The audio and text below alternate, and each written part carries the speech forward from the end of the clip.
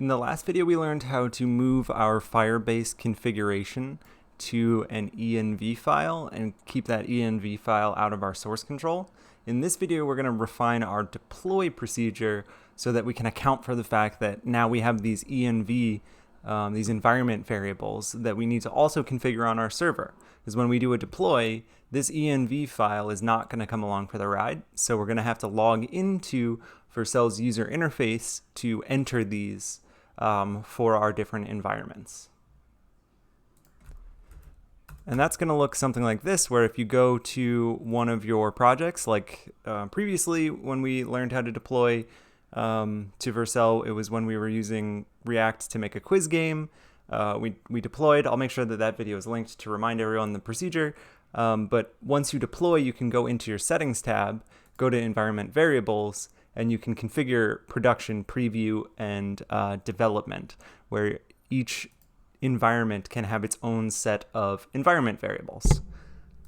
And at a high level, you often will separate out your configuration variables for different environments. So in production, you will often have a different database that you're talking to than when you're in local development. And that is so that when you're in local development, you can sort of add and remove things from the database without worrying about accidentally deleting a user's profile or doing something that's going to affect your users.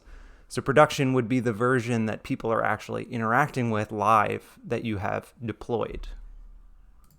And in vercel, there are 3 environments that you can set variables for. And if you click on the Learn More About Environment Variables here, it gives you a bunch more information. And it also has this handy reference here. So the environment variables in production are when you run a deploy command with the production flag.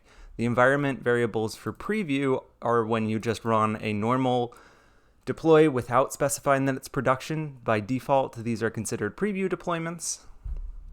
And then development is if you were to run vercel locally on your machine, so not do a deploy.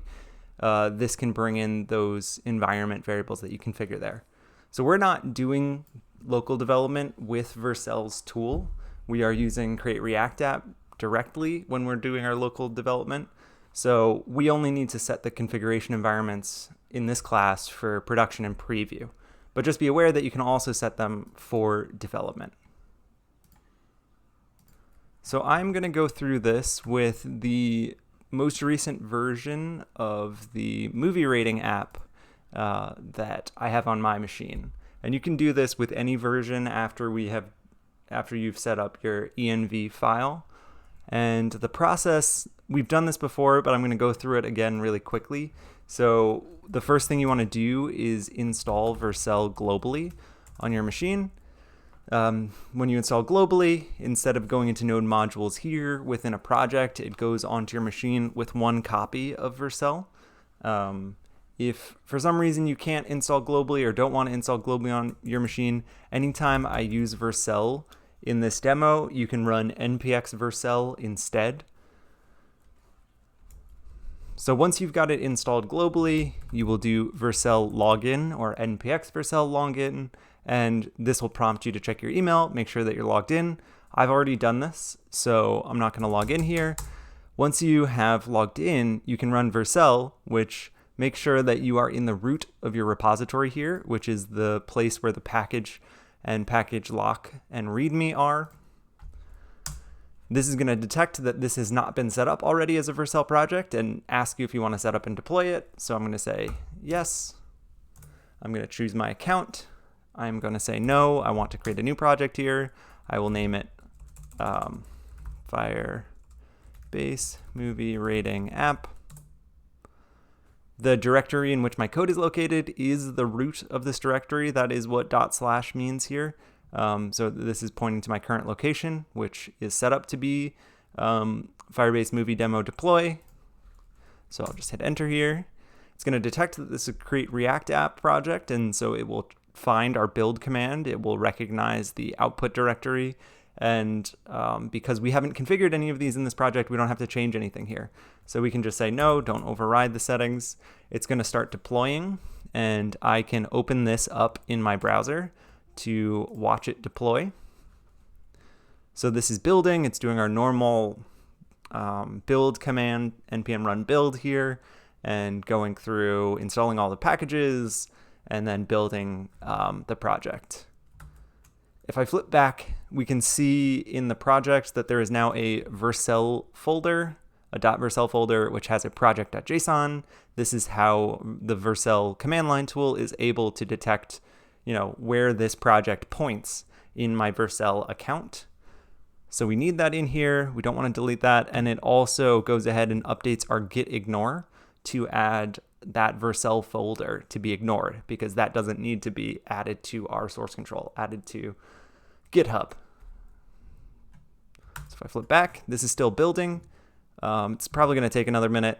As that is running, let's take a look at the source. And we can see the files that have been pushed up here are the ones that are relevant to our project here and that are not git ignored. So our env file is not here. Our template is here, but those environment variables are not here. And we don't actually want them. We don't want that file to be here. We're going to have to configure those environment variables ourselves. Okay, so it finished deploying here. If I check it out, what I'm going to see is an error, and it's going to say something about the Firebase options here. So project ID must be a string. And the reason why it's complaining here is that our configuration variables are not there. So if I make sure that I am pausing on exceptions here, when my code breaks, I can click through the call stack to find out where it's breaking. And this code has been minified and uglified by the build process. So you're going to see a lot of things that aren't the same names in your project that are really short names. But you can still trace through here to find where things went wrong.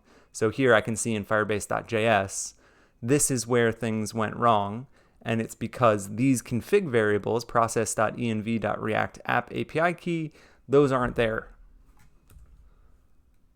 So I can close this, and if I go to my project, click on movie rating app here, and then go to my settings and look in my environment variables, there are no environment variables for production, preview, or development. So what I need to do is go through one at a time, add those environment variables to production, do the same process for preview, and then do a new deploy to make sure that those changes actually take effect. So what I would do is grab my env file here, and I'm going to, one at a time, copy these variables in.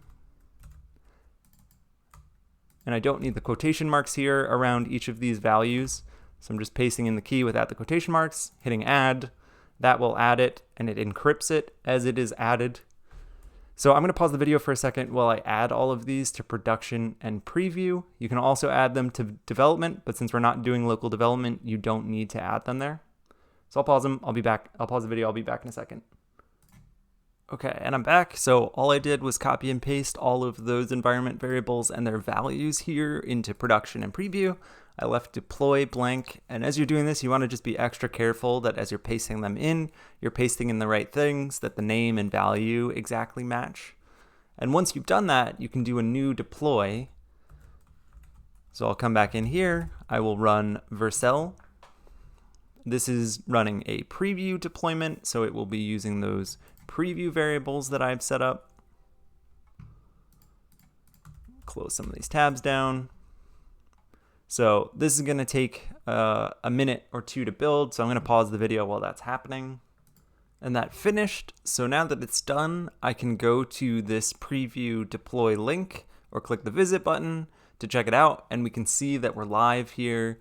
And if I were to change something here, like change my review of color out of space to be 2, this works within the context of the app and also is editing our database. So now one thing that's important to keep in mind is that when you do this deploy and you hook it up to the same database here that you're using in development, if someone comes to your project, you send it to someone in this class, and they start adding and removing and editing data, that is going to be changing your database live. So if you are sharing your project with someone, it's usually a good idea to set up 2 databases. So just create a new project inside of Cloud Firestore or inside of Firebase, one for your development environment, one for your production environment. And when you do your deploys and set up your configuration variables, use that production database here when you set up the environment variables under settings here. That way, in development, you can have a different database that you're free to manipulate that won't affect your users who are actually showing up to your application. At this point, what I would also do is run a production deploy to make sure that my production link also works. So remember that in Vercel, every time you do a preview deploy, it's a new URL here with a unique hash afterwards. And if I check out my project, this domain here would be my application without that hash. And if I check that out, this is still broken because I haven't done a new deploy in production that gets those environment variables. So you'd want to come back here, run vercel -- prod to do a new deploy to production, which will, in this case, it knows that the last preview deploy that we did can just be copied over to our production. And so it deployed super fast. Here, now if I go to my production link, rather than my hash link here, the environment variables are pulled in.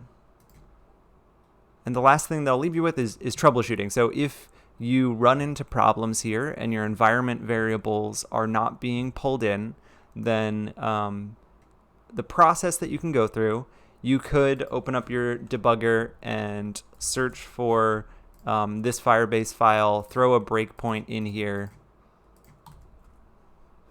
and look at your variables. These are minified over here. So in your scope, you'll see a bunch of variables with weird names, shortened names, because that is what the minification process does when you do a build.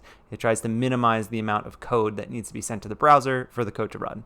So you can look through here to try and find your variables, to inspect them, to see what's gone wrong. But what you could also do is just open up your project and, wherever you're going to use those variables, just throw a console.log, like our Firebase config here, do a redeploy, and see what's being printed out. And if something's missing, that is your cue, like, oh, the environment variable is messed up. So what I'm going to do is go back to my settings page. I will just select these, remove them, and then re-add them and make sure that I'm adding them properly. And as soon as you manipulate these, you're going to have to do a new deploy to make sure that those show up in your actual deployed application. Whether or not that's if you're doing a preview, make sure you're deploying with vercel and no -- prod. And if you want them to show up in production and you're manipulating those production variables, make sure you do vercel -- prod to deploy to production. And that's all there is to modifying our deploy process so that these environment variables are configured on our server. So at this point, you should be able to deploy your projects, and you should be able to use your env file locally to store your configuration variables.